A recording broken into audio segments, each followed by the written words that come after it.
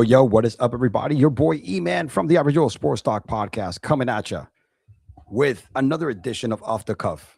And of course, Off the Cuff is my reaction show that I like to throw out there. And of course, Super Bowl Sunday, it's 11:29. Your boy had to jump on, even if it's only for a little bit, to give you my Super Bowl 60 post-games reaction. And like everybody's saying, it's pretty much wild that Sam Darnold has gone from seeing ghosts to hoisting the Super Bowl trophy. Unreal. That's the biggest shock, I think, of the Super Bowl. And no, Seattle was heavy favorite, and they won. They won decisively. New England just couldn't get it going. But your Super Bowl champs are the Seattle Seahawks. Right now, Sam Darnold, journeyman. We know the stories. I'm seeing ghosts. That was what he was famously known for. With the New York Jets, bounces around through 5 teams. And finally, in his first year as a Seattle Seahawks starter, wins the top seed in the NFC, and now is a Super Bowl champ. Shout out to Kenneth Walker, who the man has been a man possessed in the entire postseason. He wins the MVP, deservingly so. 29-13. Drake May just didn't have enough. Those 2 picks were very costly, especially the one that in the third quarter when they were actually making a drive here, could have made this a 1-game possession. Drake May, he will be back. So was the New England Patriots, because they have a team and they have a future. I feel bad for the AFC East because New England's going to chokehold this baby for the next 10 years. They'll do the right thing. Again, Drake May, 295 passing, 2 touchdowns, 2 picks, rushed for 37, but had some costly turnovers. Again, New England went in there with the fame that they didn't really beat anybody, which it's a wrong thing to say. They made it with what they were giving. And the fact that they fell short, and Seattle was the favorite. Seattle was definitely the favorite. There was no doubt about it. And it was much closer than what you thought. Even though the 16-point difference really doesn't tell the story, because Seattle just did what they've done all season long, and that's pound the shit out of the football. They had a total of 141 rushing yards of the day, and that was with Kenneth Walker being their main offensive weapon. 135 rushing yards with 27 carries, and also caught another 26 with 2 receptions. That's all they needed. That's pretty much all they needed. Sam threw for 1 touchdown, 9 for 38. He didn't look great, but he did one thing that got him the W, and that means he took good care of the football. That's all you need from Sam Darnold. That's all he needed to do. Don't make mistakes. And I was worried that he was going to have a game, the Sam Darnold game, but it wasn't the case. Numbers don't blow you out the water, but with that defense, good running game. A.J. Barner had the 1 receiving touchdown. That right there was the story of the game. What more can you say? The better team won. I think the team that was better prepared won. They hit as many field goals as they need to. They scored when they had the opportunity. They turned the turnovers into points. They took care of the football, unlike New England. This thing really doesn't fall all on Drake May's shoulder. I don't think Drake May is to blame. Drake May is a second-year quarterback who, with the supporting cast that he had, he did more than he probably could. He still threw for a lot of yards, but those 2 picks, man. The problem is that Mac Hollins, being your leading receiver, caught a touchdown, so did Ramondre. When your leading receiver was Demario Douglas or Ramondre Stevenson and Mac Hollins, Steve, that's the problem. Stephon Diggs, like I said earlier, it's not that burner. And I don't think people were expecting Stephon Diggs to have a Cooper Kupp kind of performance. That was the difference of the game. You had a total of Cooper Kupp getting 6 receptions. That was huge. 61 receiving yards. Barner with 54. And even with JSN going out in the third quarter with an injury, they didn't need anything else, because Kenneth Walker, man, he was a man possessed. He's been a man possessed in the entire playoffs. And he delivered the W. Was a big factor, and deservingly so, wins the MVP. This is crazy. Sam Darnold, again, has a Super Bowl ring before Josh Allen, Dak Prescott. These are some of the quarterbacks. Justin Herbert. These are some of the top quarterbacks that are more talented than Sam Darnold. Baker Mayfield. First QB in that draft to get himself a W, to get himself a championship. He is a Super Bowl champion. Nobody can ever take it away from him, regardless of what kind of season he had. And, he had a decent season, over 4,000 yards. He did throw for 14 picks. But the last two games this man played, he played errorless, turnover-free football. And that's all you need to win the Super Bowl. Unreal. Unreal, man. I mean, it was just not, it was an ugly game. It was an ugly game. Nothing really exciting about this game, which everybody thought it was going to be that kind of game. It was a grind and close to the first half. I mean, Seattle pretty much only had 9 points. New England had nothing. Then they turned it up in the fourth quarter with 17 points. That was huge. The turnovers, that's what decided the game. It was Seattle's forcing the turnovers that decided this game. And I thought New England was going to be able to force more turnover, at least one or two turnovers from New England for Seattle, but they just couldn't get to Sam Darnold.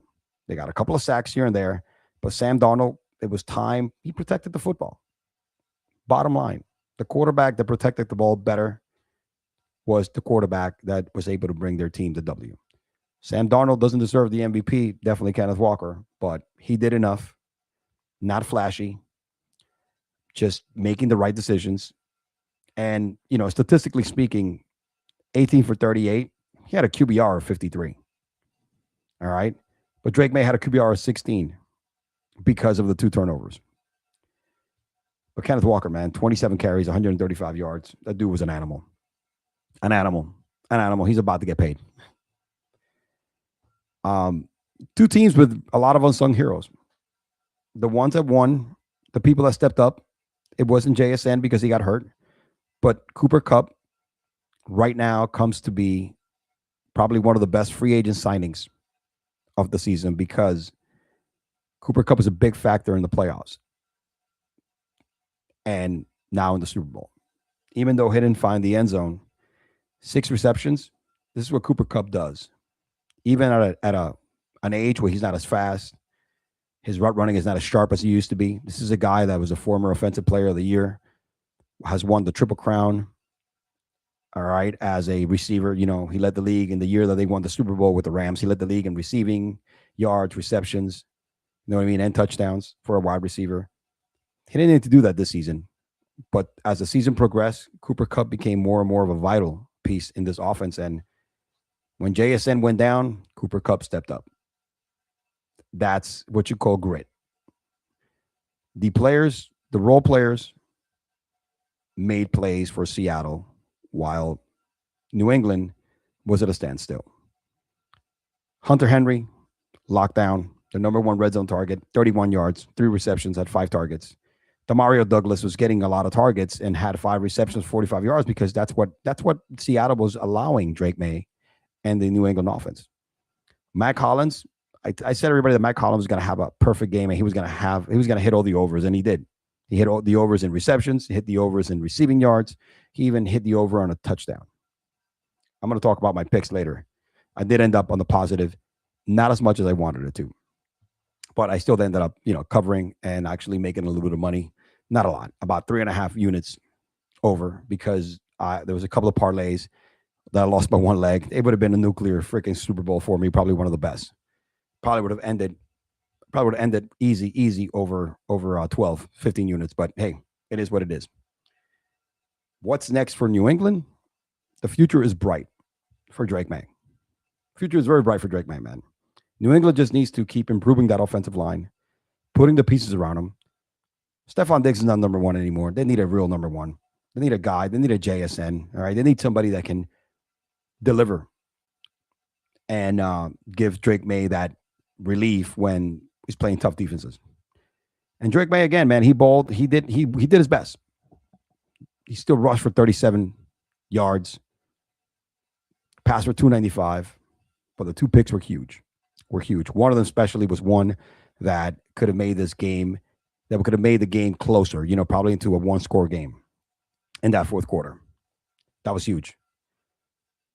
Oh, man. It was just one of those games that it wasn't super exciting, but the execution by Seattle was superior. Their defense was superior. They moved the football when they need to. They got the first downs that they needed. The name of the game was just moving the football, controlling the clock. That's what happened to Seattle. That's what Seattle did. And it paid dividends. Here we go, man. Last game of the season, and we are done. We are done. No more football until next August. All right, let me just give you my recap. Let me tell you what I got, man. So I hit some singles and I also hit some parlays. So I missed a 5-pick parlay by one leg. This would have been huge. I missed one parlay by, I had Sam Darnold throwing an interception and that not hit. I had Drake May's completion over, Cooper Kupp on targets over, Stephon Diggs on receiving yards, and Trayvon Henderson on also on rushing yards. That one didn't hit. The one that hit, though, was the one that I had, the Drake May special, but I had Kenneth Walker with over 21.5 receiving yards, Rashid with over 23.5 receiving yards, Trayvon over 5 carries. That parlay hit. And my other parlay that missed was I had Drake May special there too, but then JSN getting hurt. Then he came back and didn't hit his over on receptions. And Ramondre didn't hit his over on rushing yards. They kept that rushing attack on lock. They kept it on lock. But you know what? I'm not mad. On Price Picks, again, I still cover my losses. I did bet the game, like I said earlier. I hedged. I took the money line for Seattle and then also the money line for New England, but I bet enough on the Seattle money line to cover and break even with both games. Definitely lost the under. That's where we're at on Price Picks. Now, some of the single picks I hit was I betted the Trayvon Henderson. It was plus money at 105 for over 5 carries. I hit that. And then, of course, the Seattle money line. That's pretty much the only singles I hit. I had a no sweat bet here on a special that didn't hit. Kind of sucks. Let me see, what was that on? But overall, man, there was some real short misses. I didn't hit the Drake May anytime touchdown. And on Fliff, I missed one of the parlays. The Ramondre Stevenson over 14.5 rushing attempts. I missed that. I had the Trayvon Henderson rushing attempts over and Kenneth Walker receiving yards. I was on a different ticket. And then I had Drake May over 6.5 rushing attempts. That didn't hit. But I did have Cooper Kupp over 3.5 receptions. That hit pretty easy. And I'm sorry, I did hedge the score of 47.5 under. So the other one was, again, my JSN. I had a Ramondre Stevenson over 3.5 and Drake May over 1.5 touchdowns. And I had JSN over 7.5 receptions. And again, the injury didn't help. But overall, I finished the day over 3.5 units.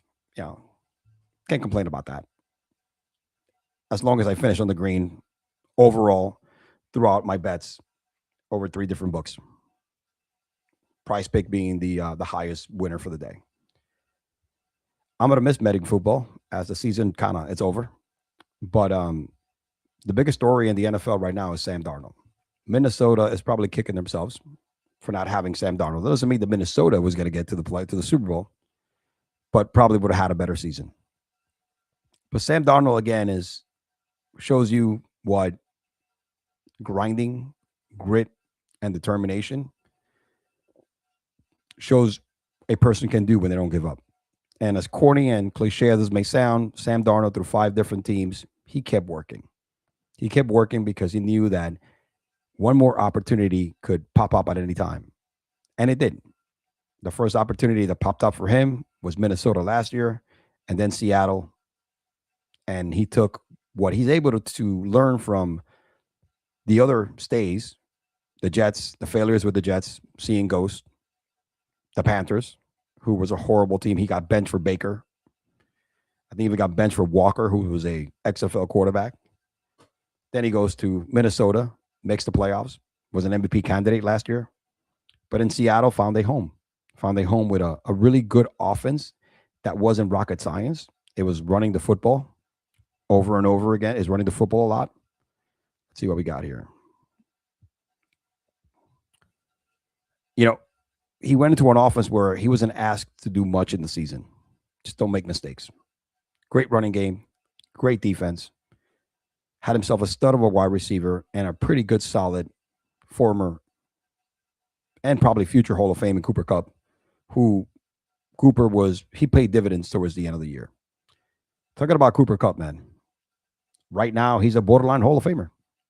2 championships, bunch of offensive numbers that he has for his career. He's a borderline Hall of Famer. It's a huge story.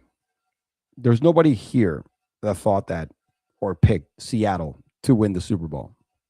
More people picked New England to win the Super Bowl at the beginning of the year than they probably did the Seattle Seahawks. And guess what, man? The jokes is on everybody else. Sam Darnold, doesn't matter if he stinks it up for the rest of his career again, but there's nothing that nobody can take away from him. He's a Super Bowl champ over a lot of other quarterbacks who are more talented, who's had more support. That's the crazy thing about the NFL. The NFL is kind of like Vegas, right? When you go into a poker tournament, all you need is a chip and a chair. Or when you play in the blackjack tables, all you need is a chip and a chair and cards, and you could become a millionaire if you get lucky enough and play the right cards. Sam Darnold played the right cards this entire season. The fact that even though for the season Sam Darnold's numbers weren't great, they were decent.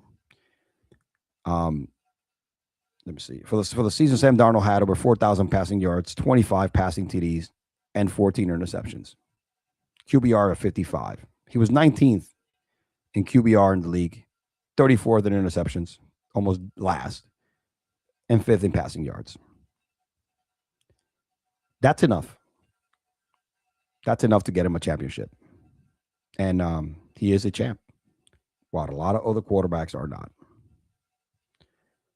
MVPs like Josh Allen, MVPs like Lamar Jackson are still holding the bag at home with more money, but their trophy case, it's quite empty by missing the one and the biggest trophy any player can wish for or play for, which is the Lombardi Trophy.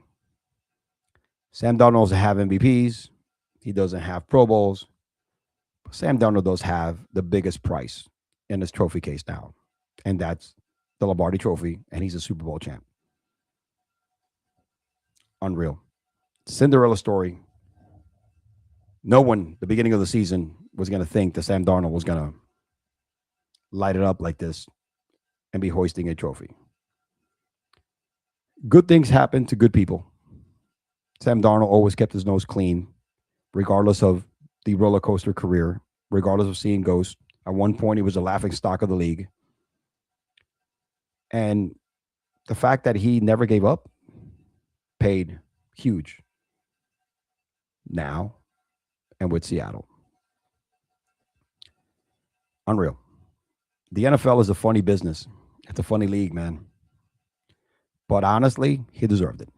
He deserves to be a champ this year with everything he's gone through. And he put his team in the playoffs to win every single game. They destroyed the 49ers. They played a tough Rams team. And then they came to the Super Bowl and beat and slapped down the New England Patriots. The future is very bright for Sam Darnold, for Drake May. There's a lot of Drake May left. This kid is the real deal. He should not be afraid or ashamed of what he did in the Super Bowl, because this dude has the gifts. He has the gifts. Okay, he has the gifts. This kid is going to be back. All right, this kid is definitely going to be back. By the way, Jason Myers had a huge game. He hit every freaking field goal when it matters. All right, he was the offense at one point. But look, at the end of the day, Drake May will be back. No shame in Drake May's game. He he made such a huge jump from having a really bad team to go all the way. I mean, it's you can't ask more. You could really ask more than that for Drake May. Drake May is legit. Yes, he's going to learn from this. I think New England. I think New England is going to be back. They will have a chokehold on that AFC East because the Jets are a disaster. The the Dolphins are another disaster with Tua, new head coach, a locker room that's in dismantled. And the Bills are going to play second fiddle again. As I said, this is a year that Mahomes didn't make it, didn't make the playoffs. Neither did Joe Burrow, Lamar Jackson. Josh Allen had to go through probably a tough defense, but it was probably an opportunity that he's not going to see again because New England, I mean, the Chiefs will be back in the AFC. No doubt about it. The Bills are going to be the third team. They're going to be the third fiddle in the AFC. Because New England, if they do right by Drake May and keep putting in the pieces together, a dynasty is brewing and loading. Maybe not 7 championships, but New England's going to see a Super Bowl championship sooner than later. And so will Drake May because that dude has the tools. Oh, man. Unbelievable game. Shout out to both teams. Shout out to both quarterbacks. New England will be back. Seattle is the new Super Bowl champ. And Sam Darnold is an unbelievable story. You know what I'm saying? He is just an unbelievable story. You cannot plan it better. Nobody ever thought that Sam Darnold was going to be in this position. All right, with the 5th team. That is just what the this is about. That's what football's all about, man. This is what football is all about. Football is about just sometimes being in the right system at the right time, and that's what happened to Sam Darnold. He landed in a pretty good scenario. Sam Darnold, the friendly ghost, is now a champ. Just wanted to jump on the podcast, give it right off the cuff reaction. You know what I'm saying? It's late at night. I'm not as loud as I want to be. I got people sleeping in the other room. So, congratulations to the Seattle Seahawks. You are this year's NFL champs, and honestly, you deserved it over every other team. With that being said, good night, everybody. Till next season, we'll be talking a lot of NBA from now on. Your boy E-Man from the Average Joe Sports Talk Podcast. Sports Talk Network, signing out, yo. Peace.